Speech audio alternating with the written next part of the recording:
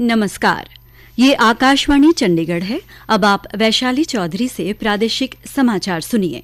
पहले इस बुलेटिन के मुख्य समाचार।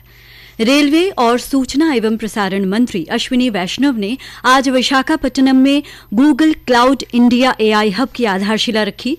केंद्र सरकार ने पश्चिम एशिया संकट के बावजूद एलपीजी, पीएनजी और परिवहन के लिए सीएनजी की 100% आपूर्ति सुनिश्चित की। कमर्शियल एलपीजी की आपूर्ति भी बढ़ी। हरियाणा सरकार ने अंबाला छावनी में रंगिया मंडी से जीटी रोड तक नई सड़क बनाने हेतु रेलवे से भूमि पट्टे पर लेने की मंजूरी दी। हरियाणा राज्य महिला आयोग के अध्यक्ष रेणु भाटिया ने कुरुक्षेत्र एनआईटी में छात्रों की आत्महत्या की घटनाओं पर दुख जताया, अधिकारियों से बातचीत की। और रोहतक पीजीआई द्वारा स्वास्थ्य सेवाओं को आम जन तक पहुंचाने के लिए मोबाइल मेडिकल वैन शुरू की गई। और अब खबरें विस्तार से। रेलवे और सूचना एवं प्रसारण मंत्री अश्विनी वैष्णव ने आंध्र प्रदेश के मुख्यमंत्री एन चंद्रबाबू नायडू के साथ आज विशाखापट्टनम में Google cloud India AI hub की आधारशिला रखी। इस अवसर पर श्री वैष्णव ने कहा कि देश ने पहले इलेक्ट्रॉनिक्स विनिर्माण, सेमी कंडक्टर उत्पादन और हार्डवेयर विकास में कई अवसर गंवाए थे, लेकिन लक्षित नीतिगत समर्थन और मजबूत राजनीतिक नेतृत्व के कारण हाल के वर्षों में महत्वपूर्ण बदलाव आए हैं। We became IT services leader in the world. 1990 के दशक और 2000 के शुरुआती वर्षों में कई महत्वपूर्ण पहलें की गईं, लेकिन उस समय हम इलेक्ट्रॉनिक्स निर्माण, सेमीकंडक्टर निर्माण और मोबाइल फोन निर्माण जैसे क्षेत्रों में पीछे रह गए। जब प्रधानमंत्री नरेंद्र मोदी जी ने मेक इन इंडिया कार्यक्रम की शुरुआत की तो उन्होंने सबसे पहले जिन क्षेत्रों पर ध्यान केंद्रित किया उनमें इलेक्ट्रॉनिक्स निर्माण प्रमुख था। आज मोबाइल फोन हमारे देश का सबसे बड़ा निर्यात होने वाला उत्पाद बन चुका है। Single most exported item in our country.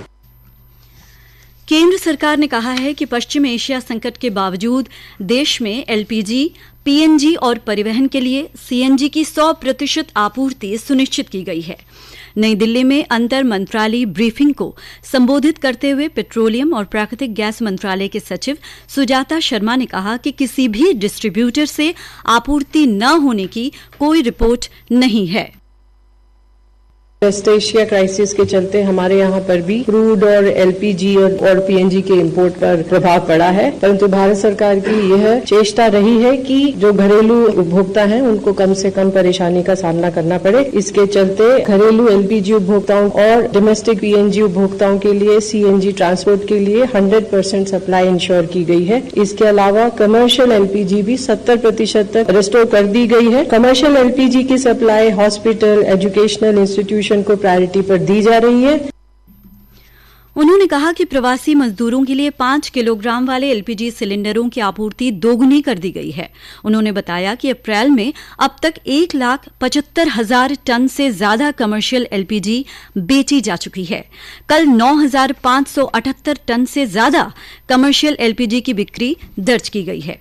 बंदरगाह, जहाज रानी और जल मार्ग मंत्रालय के निदेशक मुकेश मंगल ने कहा कि सभी भारतीय नाविक सुरक्षित हैं और पिछले 24 घंटों में किसी भी भारतीय झंडे वाले जहाज से जुड़ी कोई घटना सामने नहीं आई है। श्री मंगल ने कहा कि मंत्रालय ने भारतीय नाविकों की सुरक्षित वापसी में मदद की है। हरियाणा के मुख्यमंत्री नायब सिंह सैनी और भाजपा के प्रदेश अध्यक्ष मोहन लाल बडौली कल प्रातः पंचकुला में पार्टी के प्रदेश कार्यालय पंचकमल में नगर निकाय चुनाव हेतु भारतीय जनता पार्टी का संकल्प पत्र जारी करेंगे। भाजपा के प्रदेश मीडिया सह प्रमुख नवीन गर्ग ने बताया कि उनकी उपस्थिति में कई बड़े चेहरे भाजपा में शामिल होंगे। हरियाणा सरकार ने अंबाला छावनी में रंगिया मंडी से जीटी रोड तक प्रस्तावित नई सड़क बनाने हेतु रेलवे से भूमि पट्टे पर लेने की मंजूरी प्रदान कर दी है। आज अंबाला छावनी में मीडिया को ये जानकारी देते हुए परिवहन मंत्री अनिल विज ने कहा कि यहां सड़क बनाने की कार्रवाई जल्द अमल में लाई जाएगी। उन्होंने बताया कि इसी प्रकार अंबाला छावनी के शाहपुर में ड्राइविंग ट्रेनिंग एवं रिसर्च संस्थान और ऑटोमेटेड व्हीकल टेस्टिंग स्टेशन स्थापित करने के लिए नगर परिषद से परिवहन विभाग को भूमि हस्तांतरित करने की मंजूरी भी मिल गई है। परिवहन मंत्री ने कहा कि नई सड़क बनने से छावनी के मुख्य बाजार व महेश नगर क्षेत्र से जीटी रोड को नया संपर्क मार्ग मिलेगा, जिससे वाहन चालकों को लाभ मिलेगा। नई सड़क रंगिया मंडी ओवर ब्रिज से जीटी रोड तक लगभग 550 मीटर लंबी और 10 मीटर चौड़ी होगी।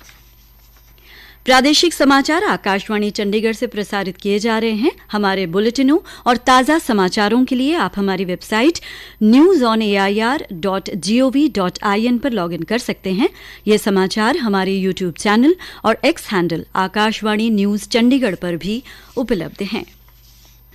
हरियाणा राज्य महिला आयोग की अध्यक्ष रेणु भाटिया ने आज कुरुक्षेत्र एनआईटी का दौरा किया और अधिकारियों व एनआईटी प्रशासन की बैठक ली।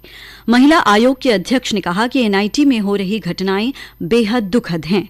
4 छात्र छात्राओं द्वारा आत्महत्या करना चिंताजनक है। मीडिया से बातचीत में सुश्री रेणु भाटिया ने कहा, गायक मासूम शर्मा ने देहरादून में सार्वजनिक स्थल पर महिलाओं के लिए गलत भाषा का प्रयोग किया। इस बारे में शिकायत मिलने पर उसे तलब किया गया, लेकिन वो महिला आयोग के समक्ष पेश नहीं हुआ। उसे एक और मौका दिया जाएगा। नूरा फतेही अली और संजय दत्त के बारे में एक सवाल पर उन्होंने कहा कि दोनों ने माफी मांग ली है। नूरा फतेही और संजय दत्त ने एक वल्गैरिटी और घटियापन की हद पार की थी, जिसके लिए महिला आयोग ने फिल्म सेंसर बोर्ड को पत्र लिखा था। वो गाना औछेपन की, घटियापन की हदें पार करता है। संजय दत्त और नूरा फतेही ने इसके लिए माफी मांगी। रोहतक की पीजीआई ने स्वास्थ्य सेवाओं को आम जन तक पहुंचाने के लिए मोबाइल मेडिकल वैन सेवा शुरू की है। स्वास्थ्य विश्वविद्यालय के कुलपति डॉक्टर एच.के. अग्रवाल ने आज इस मोबाइल वैन को गांव के लिए रवाना किया। ये वैन एक सामाजिक संस्था ने प्रदान की है। इस वैन में 2 अत्याधुनिक डेंटल चेयर्स, पोर्टेबल एक्सरे सुविधा तथा endoscope, LED otoscope, mini audiometer सहित अन्य आवश्यक उन्नत डायग्नोस्टिक उपकरण लगाए गए हैं। इन सुविधाओं के माध्यम से स्वास्थ्य शिविरों के दौरान दंत, ईएनटी तथा त्वचा संबंधित रोगों की व्यापक जांच एवं उपचार किया जा सकेगा। पलवल जिले के गांव अमरपुर में प्राथमिक चिकित्सा केंद्र की नए भवन का निर्माण होगा। प्रदेश सरकार ने इसके लिए मंजूरी दे दी है।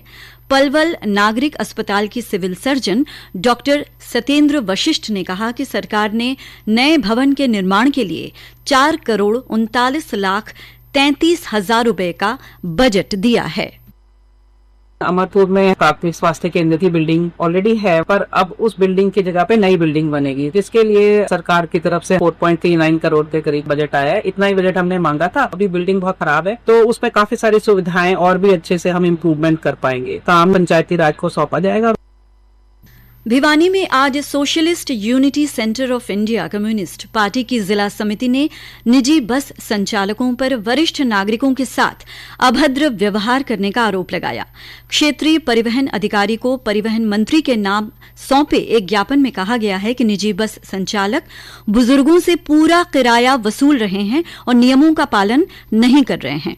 पार्टी के जिला सचिव रोहताश सैनी ने तोशाम बस अड्डे में वरिष्ठ नागरिकों के साथ बदसलूकी करने वाले बस संचालकों के खिलाफ कार्रवाई की मांग की है।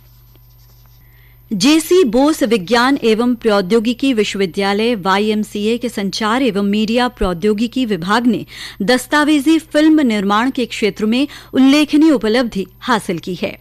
हाल में आयोजित प्रतिष्ठित सिनेशाला इंटरनेशनल फिल्म फेस्टिवल में विभाग के छात्र धीरेन्द्र सिंह द्वारा निर्देशित दस्तावेजी फिल्म ज्योतिसर गीता का जन्मस्थल को तृतीय पुरस्कार से सम्मानित किया गया।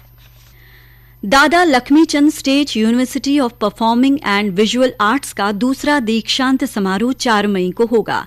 राज्यपाल एवं विश्वविद्यालय के कुलाधिपति प्रोफेसर असीम कुमार घोष समारोह में डिग्रियां वितरित करेंगे। इस अवसर पर मुख्यमंत्री नायब सिंह सैनी और शिक्षा मंत्री महिपाल ढांडा भी मौजूद रहेंगे। दीक्षांत समारोह में स्नातक एवं स्नातकोत्तर की पढ़ाई पूरी करने वाले 760 छात्र छात्राओं को डिग्रियां प्रदान की जाएंगी। और अब अंत में मुख्य समाचार एक बार फिर। रेलवे और सूचना एवं प्रसारण मंत्री अश्विनी वैष्णव ने आज विशाखापट्टनम में Google cloud India AI hub की आधारशिला रखी। केंद्र सरकार ने पश्चिम एशिया संकट के बावजूद LPG, PNG और परिवहन के लिए CNG की 100% आपूर्ति सुनिश्चित की। कमर्शियल LPG की आपूर्ति भी बढ़ी। इसी के साथ प्रादेशिक समाचार समाप्त होते हैं।